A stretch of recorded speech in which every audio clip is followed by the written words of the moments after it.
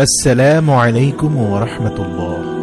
পৃথিবীর সকল প্রাণীর জবান থাকলেও মাছের জবান নাই কেন? আর মাছেরা পানিতেই কেন বসবাস করে? এক ব্যক্তি হযরত আলী রাদিয়াল্লাহু তাআলা আনহুকে এই প্রশ্নটি করেন। হযরত আলী রাদিয়াল্লাহু তাআলা আনহু বলেন, জেনে রাখো, আল্লাহ তাআলা মাছের মুখেও জবান দিয়েছিলেন। তারা কথা বলতে পারত এবং জমিনে চলাচল করতেও পারত, কিন্তু আফসোস, এই মাছ নিজের উপর জুলুম করেছে, যার ফলে আল্লাহ তাআলা তার থেকে কথা বলার ক্ষমতা কেড়ে নিয়েছেন এবং তারপরে জমিনে চলাচল করার ক্ষমতাও কেড়ে নিয়েছেন। পরিপূর্ণরূপে তাদেরকে শুধুমাত্র এক জলজ প্রাণীতে পরিণত করেছেন। সে আগন্তুক ব্যক্তি জিজ্ঞাসা করল, হে আলী, মাছেরা নিজের উপর কি জুলুম করেছে?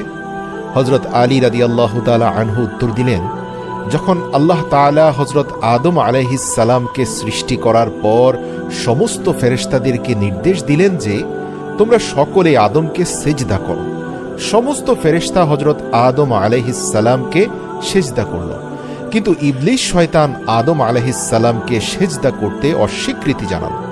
ইবলিস আল্লাহ তাআলার হুকুম অমান্য করে বলতে লাগলো, আপনি আমাকে আগুন থেকে তৈরি করেছেন আর আদমকে সামান্য মাটি থেকে, যার ফলে আল্লাহ তাআলা ইবলিস শয়তানকে জান্নাত থেকে বের করে দিলেন।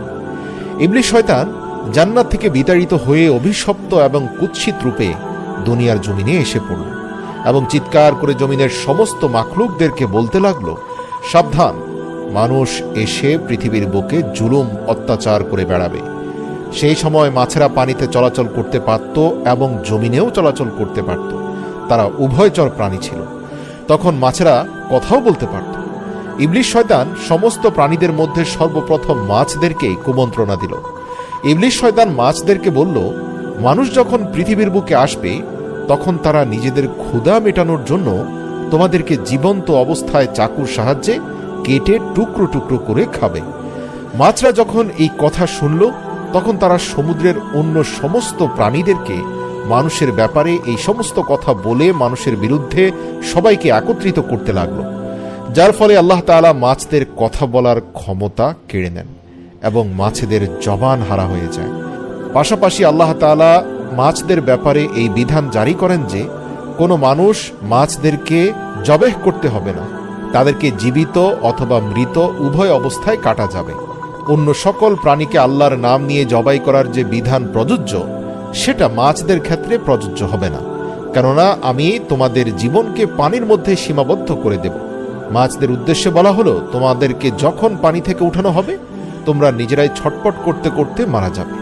এর ফলে যখনই মাছকে পানি থেকে বের করা হয় মাছেরা ছটপট করতে থাকে এবং মাছের দেহের সমস্ত রক্ত এসে তার গলার মধ্যে থাকা একটি বিশেষ গ্রন্থিতে জমা হয়ে যায়।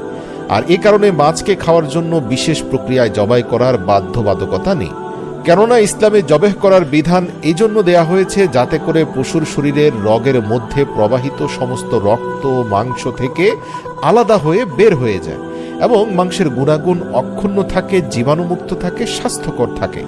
আদম সন্তানের জন্য যেন এই খাবার কোনোভাবে আনহাইজেনিক না হয়, অর্থাৎ অস্বাস্থ্যকর না হয়। আর মাছের ক্ষেত্রে আল্লাহ তাআলার বিধান জারি করা হয়েছে যে যখনই মাছকে পানির ভেতর থেকে উপরে আনা হয় তখন প্রাকৃতিকভাবে মাছ ছটপট করতে করতে মাছের দেহের সমস্ত রক্ত মাছের গলায় থাকা গ্রন্থিতে এসে জমা হয়ে যায় এবং মাছের শরীরের মাংস রক্ত থেকে পবিত্র হয়ে যায়। এর জন্য মাছ কোনো প্রকার নিয়ম কানুন পালন করে জবাই না করলেও এটা প্রত্যেক আদম সন্তানের জন্য মৃত এবং জীবিত উভয় অবস্থায় হালাল। সুবহানাল্লাহ।